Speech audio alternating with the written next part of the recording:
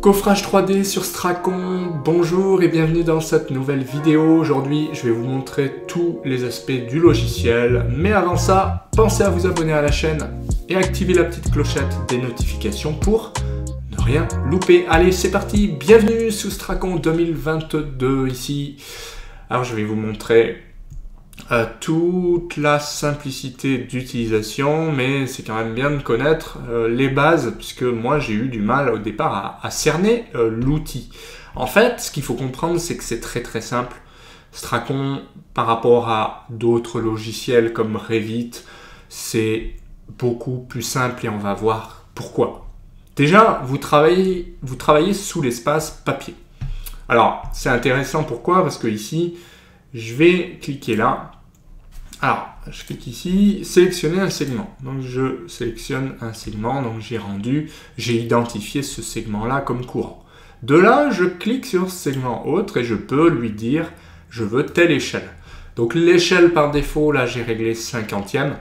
Du coup, tout ce que je vais faire sera au 50e. Maintenant, si on veut ajouter un segment, on va venir faire nouveau segment. On lui dit, je veux du 25e, entrée. Je sélectionne de là, alors qu'est-ce qu'il veut? Voilà, coin inférieur gauche, coin supérieur droit. Voilà, donc tout ce que je ferai ici sera au 25e, ça peut être des détails. Ici, je pourrais mettre mon cartouche. Et ici, tout le reste, ça sera une zone de 50e. Donc, jusque-là, c'est vraiment très pratique. Donc, évidemment, ce symbole-là veut dire fin. C'est pour échapper aux fonctions. C'est mieux que échappe, puisqu'en fait, Stracon a déjà ses symboles. Par exemple, V, c'est une sorte de zoom to. Ça, c'est pour zoomer sur une zone. Et voilà, V, zoom to. Donc, il y a pas mal de choses à connaître. Ce qu'il faut retenir, c'est qu'on les retrouve ici, sauf le zoom et le V qui est vraiment très facile. Et comme le suite, comme ça, qui signifie, c'est un peu comme échappe. Hein. Sauf que voilà, généralement, c'est mieux de faire comme ça. Alors, maintenant qu'on a notre espace papier, en fait, ce qu'il faut comprendre, c'est qu'on va travailler directement en 3D sur le modèle cube. Donc ça, c'est de la construction 3D, c'est du BIM, c'est ce que vous voulez, mais en tout cas, là, on va pouvoir après générer, d'après la 3D, nos coupes, nos vues en plan, etc. Et ça, vraiment, pour le coup, très facilement. Pourquoi? Parce que on va d'abord faire un objet 3D. Donc, je clique ici. Alors, première chose qui est importante, comme tout outil BIM, il faut quand même avoir des nouveaux terrains, pour les bâtiments. Il faut avoir donc, ça, c'est le terrain. Généralement, il n'y en a qu'un, mais bon, si vous avez un projet hors norme, vous en aurez peut-être deux. Nouveau bâtiment, ça peut arriver d'avoir 3 bâtiments, ok. Et ça constitue une manière de se déplacer dans le projet. Donc, il vaut mieux le faire comme il faut. Ici, j'ai rien. Donc, je vais d'abord lui dire que j'ai un bâtiment. Bâtiment 1. Bon, si j'en ai qu'un, je mets bâtiment. Dans ce bâtiment, je clique ici. Je peux lui dire que je veux un étage. L'étage 1, il est là. Donc, je fais OK. Maintenant, je fais un nouvel étage, etc. Donc, étage 2, et celui-là, il sera à plus 300. Voilà, par exemple. Alors, pourquoi c'est important? Parce que, du coup, ici, je suis au rez-de-chaussée à l'étage 1, celui-là, et à l'étage 2. Je ne sais pas si vous avez vu, mais à droite de l'écran, ce qui se passe, c'est que ça passe de 0 à plus 3 mètres. Donc, c'est important. C'est d'autant plus important que tout ce que je vais dessiner à l'étage 1 sera visible à l'étage 1 et pas à l'étage 2. Donc, il vaut mieux le faire dès le début, même si on peut attraper les objets et faire un clic droit, et dire que ces objets appartiennent à tel calque. Il vaut mieux le faire en amont, ça évite les problèmes. C'est beaucoup plus simple. Une fois qu'on a dit ça, il suffit de tracer. Alors, plusieurs méthodes. Alors, là où j'apprécie beaucoup Stracon, c'est quoi? En gros, par rapport au logiciel assez compliqué, on va dire qu'il y a beaucoup de logiciels qui sont très compliqués. Alors, pour générer des choses simples, ça va bien. Pour générer des choses compliquées, c'est mission impossible. Stracon, il y a plusieurs possibilités. Soit vous travaillez en classique, donc vous faites des murs des poutres, des poteaux basiques, mais ils sont déjà faits. Hein. Donc par exemple, mur, bah voilà, vous réglez la hauteur, la largeur, vous cliquez un premier point, voilà, je vais mettre 600, voilà, là j'ai cliqué n'importe où, c'est pas grave, tac, voilà, je vais cliquer ici et je vais clore là. C'est pas très grave, hein, j'ai fait ça, on s'en fiche. Ce que je voulais vous montrer, c'est que ça, si je fais un clic droit, bah voilà, je suis en 3D. Donc ça, c'est une manière, on va dire, assez classique. Ça veut dire que si je me mets en vue de dessus, en cliquant là, tout ce que je vais dessiner, par exemple, des objets 3D, genre poteau, tac, tac, tac, tac, sans surprise, ils seront bien placés, puisque je suis au bon étage. Il ne faut pas aller le placer ailleurs, évidemment, si on veut bosser correctement. Donc là, je suis bien à l'étage 1. Tout ce que je fais à l'étage 1, on voit que je peux me déplacer en vue de dessus. Je peux aussi voilà, me déplacer et revenir au modèle de base sans problème. Donc attention à ce qu'on fait quand même. Donc une fois qu'on a dit ça, là où je voulais en venir, c'est que Stracon propose une manière de travailler qui pourrait se rapprocher vraiment d'AutoCAD, à savoir que quand on a des choses complexes, on va passer en vue de dessus. Voilà, là je suis en vue de dessus. Et supposons que j'ai un poteau un peu bizarroïde, ou allez, on va faire quelque chose de... Voilà, bon, on peut faire un poteau par exemple comme ça. Alors, voilà, tac, supposons, hein. Si vous avez un poteau comme ça, sur certains logiciels, je pense que vous allez vite être embêté. Alors, vous voyez, là, le poteau, il n'est pas encore fait, mais pas de panique. Je vais aller le créer dans le modèle. Je choisis mon béton. Bah voilà, je vais choisir ça. Je vais choisir... Pour l'IFC, c'est très important de choisir aussi le type de pièce, etc. Donc, je sélectionne ça, je fais clic droit. Là, il ne reste plus qu'à faire objet 3D et lui dire le long de la saisie. Pourquoi? Parce que c'est là que je vais lui dire, donc clic droit, c'est là que je vais lui dire, eh bien ce poteau il fait plus 3 mètres. Et en plus je peux lui dire, bah, c'est un poteau comme ça. Donc, bah, vous imaginez le gain de temps quoi. Je fais clic droit, j'ai un poteau comme les autres, sans problème. Sauf que je l'ai fait en quelques secondes on pourrait dire, enfin en quelques minutes si vous voulez. Parce que faire ça sur des logiciels aujourd'hui, BIM, c'est quand même très très compliqué. Sur Stracon, ça l'est pas du tout. Là, je travaille en vue de dessus, je peux faire une poutre qui ressemble à rien, une poutre circulaire en quelques clics. Donc c'est juste énorme, je peux faire des arcs et puis après je peux lui dire bah ouais bah c'est convertis-la moi en objet et puis je veux qu'elle fasse 50 de haut et puis vous avez vu je peux faire des trucs un peu bizarroïdes, enfin très facilement. Là j'ai fait un poteau un peu hors norme très facilement sans avoir à créer des familles, des ceci, des cela. Parce que ça c'est, il n'y a rien de plus énervant dans notre métier que de perdre du temps à créer des choses alors que finalement là c'est plus entre AutoCAD, SketchUp et franchement il n'y a pas de perte de temps, c'est efficace. Donc une fois qu'on a fait ça, pareil pour les dalles, hein, donc soit je fais un rectangle que je lui dis de me l'étirer de 20 de haut, c'est une dalle, soit j'utilise l'option dalle. Il y a plusieurs possibilités en fait. Je sais qu'il y en a qui vont faire plein de segments et qui vont leur donner une hauteur, bah, vous faites ce que vous voulez en fait. L'avantage c'est que quand vous faites la dalle directe, vous réglez l'épaisseur, vous réglez le matériau bah, directement en fait. Donc là je fais ma dalle, voilà, donc je valide ici et c'est terminé, clic droit, c'est une dalle, donc j'ai fermé la boîte. Ce qui est pas mal sur Stracon, c'est que quand je sélectionne un élément, par exemple la dalle, je peux faire T pour transparent. Donc là, la dalle devient transparente automatiquement. Si je reclique dessus et que je refais T, bah voilà. Je peux aussi la masquer avec H comme hide. Et puis ensuite, je peux de toute façon dans vue masquer un certain nombre de choses.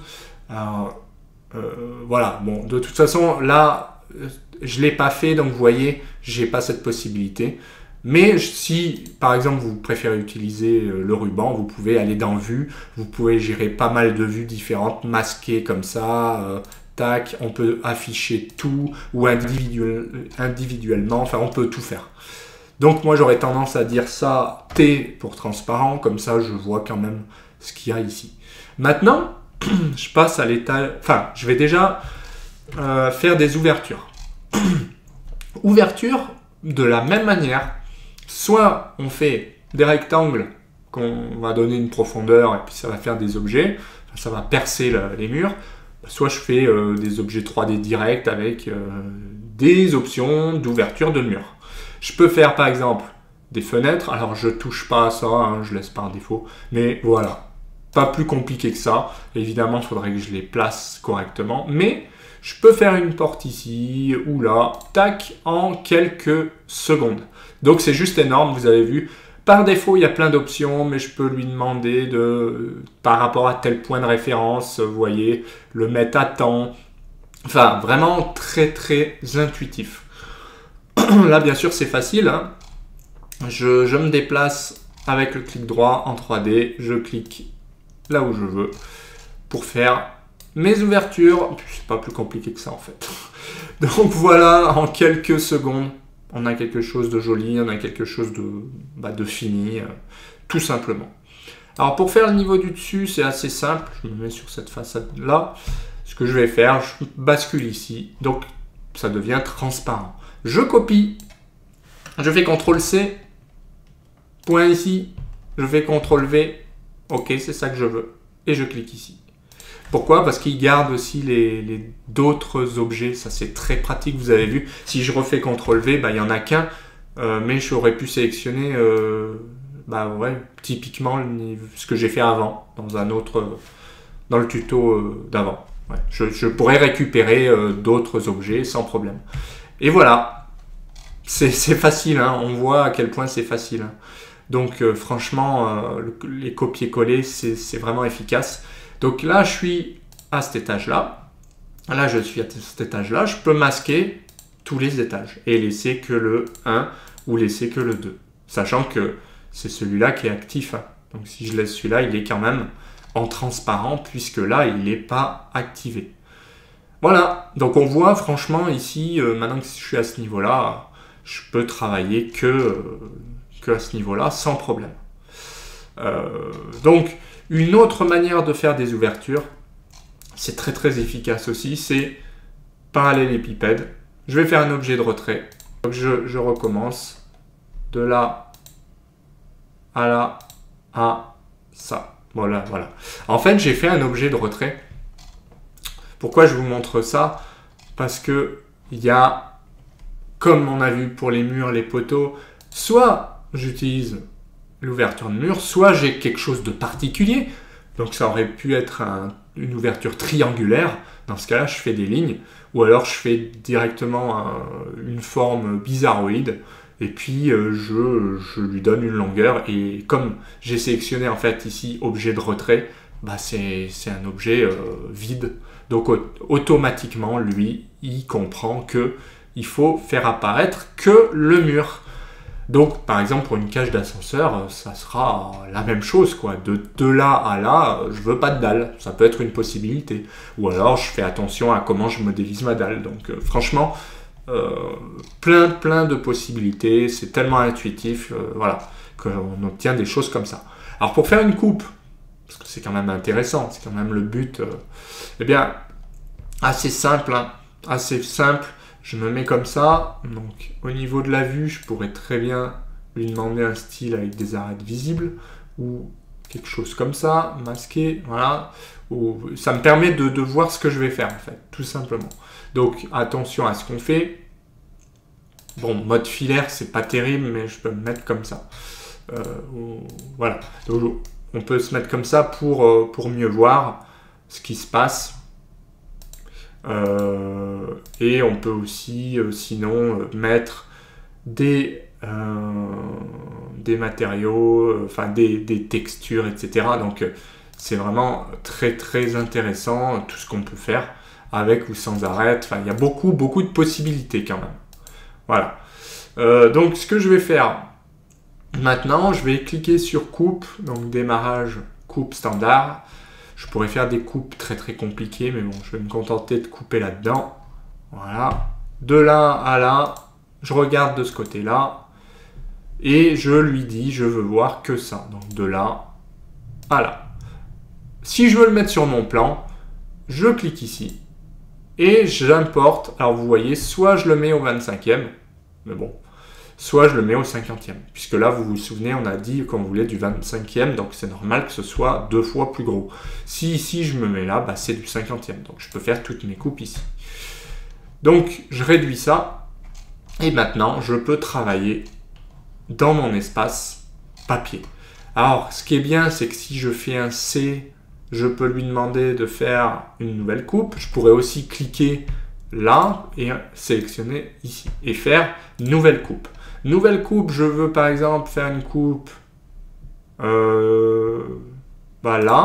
Bah, je fais ma coupe là, je regarde là. Bah, ça tombe bien, j'ai ce poteau particulier que je vais prendre de là à là. Maintenant, je l'insère vue 3D et je le mets ici, tout simplement. Je réduis ça pour regarder le résultat. Il m'a bien coupé ici et il m'affiche le résultat de la coupe là. Alors, pour les coupes, c'est énorme. Il y a plein de possibilités. Je peux lui dire global, changer les arêtes masquées. Il y a beaucoup de choses pour les ouvertures, les portes. Enfin, moi, franchement, je ne le maîtrise pas encore assez pour tout vous montrer. Ça viendra, j'espère. Mais on peut représenter des armatures, on peut représenter des arêtes masquées, tout ce qu'on veut. Et franchement, avec une efficacité, c'est terrible. Hein. C'est efficace. Pour le coup, c'est pas compliqué, mais bon, il y a quand même beaucoup de possibilités. Mais on voit à quel point c'est facile, quoi. Si je retourne maintenant sur mon modèle 3D, là, bah, je refais modèle. Bah, je peux faire une coupe n'importe comment. Je peux faire une vue en plan, par exemple. Je me mets en vue de dessus. Je fais une coupe cette fois-ci comme ça. Bon, bah, je vais couper... si je fais une coupe, une vue en plan, peu importe. Voilà, je me mets en vue de dessus. Alors, je me mets comme ça. Oh, mince. Qu'est-ce que j'ai fait? Oui, voilà. Et je peux très bien dire que je veux importer ça. Donc là, j'ai ma vue de dessus, en fait, tout simplement. Donc, je réduis ça. Alors, je peux avoir une vue à mettre à jour. J'ai oublié de mettre vue ingénieur pour avoir les impacts, etc. Mais on voit que ben, voilà, on peut avoir une représentation très très fidèle de ce qu'on a. Il n'y a pas, si vous voulez, cette complexité qu'on peut avoir sur certains logiciels. Puisque là, en fait, j'ai plus qu'à imprimer derrière, quoi. C'est assez simple. C'est pas... j'ai plein de feuilles, je dois encore faire des présentations, des trucs comme ça. C'est vraiment très très simple et surtout c'est dynamique. Donc si je mets à jour maintenant mon plan, bah, ça va suivre. Donc on voit qu'en plus là j'ai coupé à tel endroit, bah, ça m'a généré des pointillés, je peux encore paramétrer des choses, mais voilà, j'ai bien ma vue comme ça. Je peux faire des coupes là-dedans aussi, franchement c'est un régal. C'est un régal si par exemple je fais ça. Voilà, je vais faire quoi? Une nouvelle coupe. Qu'est-ce que je peux bien faire? Une coupe comme ça, pour voir ce que ça donne. Une coupe comme ça, ok, de là à là. Je fais ça. Je peux faire sans profondeur, je peux mettre des armatures, je peux faire beaucoup de choses en fait. Hein. Je peux la mettre comme ça. Enfin, je peux la mettre au 25e ou au 50e. Donc franchement, une fois que vous avez fait vos zones, c'est tellement facile que voilà, il y a juste à cliquer et puis c'est fini, quoi. Et puis là, je réduis et je peux constater que il m'a fait ma coupe comme ça. Donc finalement, plutôt que faire, une fois que vous en avez fait une, vous pouvez toutes les faire derrière sans problème. Ensuite, on modifie le nom de la coupe, on peut rajouter du texte, il peut récupérer le nom de la coupe aussi. Enfin, c'est vraiment très très intuitif. On peut coter simplement le plan. Après, il y a des cotes automatiques, code polygonal, chaîne de cotes. Donc franchement, aucune difficulté. Hein. Je peux faire du point par point. comme ça, mais je peux aussi... j'aurais pu... Voilà, après, à chaque fois que je clique, ça me fait une cote, quoi. Donc c'est plutôt intéressant. Sachant que bien sûr j'ai des cotes automatiques, j'ai toutes sortes de choses que je ne connais pas assez. Je peux faire du texte, voilà, on peut tout faire. Voilà, donc, par exemple si je veux repérer un poteau, en principe, c'est pas vraiment compliqué quoi. Il suffit de taper P1, faire entrée, et c'est terminé. Comme je peux faire des copier-coller, si je prends mon texte... Par la suite, je pense que copier-coller, ça doit être du CTRL-C à tous les coups. Ou même pas, ouais, voici, si je fais du CTRL-C, je connais pas trop, mais... Ou copier comme ça, donc je sélectionne ça. Voilà, je peux copier comme ça. Donc ça, on voit que ça, ouais, franchement, ça va très vite. Hein. Pour annuler, je fais plutôt ça, fin que échappe, en fait, c'est mieux. Et pour modifier, je peux faire la vague. Donc franchement, on apprend à le maîtriser. Hein. Ça, c'est le zoom to. Là, je vais zoomer. Voilà, je peux zoomer ici, enfin, facile quoi. Je fais une vague où je fais déplacer, donc il y a plusieurs possibilités. Soit vous faites ça et vous le déplacez, soit vous faites ça, ça ne change rien. Donc ça c'est super commode sur Stracon je trouve. Correction individuelle libre, je peux modifier ce que je veux. Par exemple P1, je peux mettre P2 ici, ou je peux changer la couleur, je peux changer le style de texte, voilà. Alors, franchement, on peut faire beaucoup de choses sur ce Stracon. Impressionnant. Voilà. Même moi, je ne reviens pas tellement c'est facile. Pourtant, ça fait quelques semaines que j'essaye de l'utiliser. Mais on voit que voilà, c'est vraiment pas compliqué en soi. Ce qui est compliqué, c'est de comprendre ce système de segments d'échelle. De comprendre qu'il y a un modèle ici 3D, une fois que vous avez compris ça, enfin un modèle cube ouais, pour la 3D, et une fois que vous avez compris que vous pouvez créer n'importe quel segment qui correspond à l'échelle, c'est vraiment très facile quoi. Donc aucune difficulté, c'est un vrai plaisir d'utiliser Stracon. Si vous avez deux écrans, vous n'avez pas besoin de faire comme moi. Là, c'est pour le tuto, hein, parce que je ne peux pas filmer deux écrans, mais vous n'avez pas besoin de passer de l'un à l'autre. Sur un écran, vous avez votre modèle 3D, puis sur l'autre écran, vous avez vos mises en page, donc c'est plutôt commode de travailler comme ça. Voilà, donc là, je retourne sur mon démarrage, modèle ici, je vais régler dans vue le style, donc couleur, avec, tant qu'à faire, les arêtes, c'est plus joli, et... Je peux faire aussi partie de pièces. Alors, ce qui est important, c'est que là, en noir, ça veut dire que ça, je ne l'ai pas mis dans une pièce. Alors, pourquoi c'est important? Ça, c'est pour l'IFC. Ça veut dire que si vous faites une dalle, c'est bien de le mettre dans dalle. Voilà, tout simplement. C'est pour ça que c'est pas mal aussi de travailler avec ce mode de couleur type de pièce. Parce que si vous avez oublié, donc je peux faire CTRL. Hein. Je fais CTRL pour tout sélectionner, ça va toujours plus vite. Donc CTRL et je clique. Voilà, tout simplement. CTRL et je clique. CTRL. Enfin, pardon, qu'est-ce que je dis? Oui, si, c'est ça, CTRL. Et une fois que c'est fait, je peux faire clic droit et modifier. Modifier, étendre les données communes. Voilà. Puis là, par exemple, type de pièce. Description type, j'ai rapporté layer, type de pièce. Type de pièce, je vais lui dire que là, c'est des murs. Ça, c'est important pour l'export. Hein. Là, c'est mur rideau, mais sinon, je peux mettre aussi mur. C'est où mur? C'est là. Tac. Voilà. Et automatiquement, là, c'est mieux, quoi. C'est mieux parce que si je fais mon export sur une visionneuse IFC, je pourrais lire facilement, il n'y aura pas de problème. Donc pareil pour les poteaux, là ils sont directement, je pense, en poteau. Mais voilà, il y a possibilité de faire pas mal de choses. On peut aussi tout sélectionner d'un coup, sans problème. Donc pas mal d'options pour les couleurs. Matériaux transparents aussi. Ça c'est pas mal pour les armatures 3D.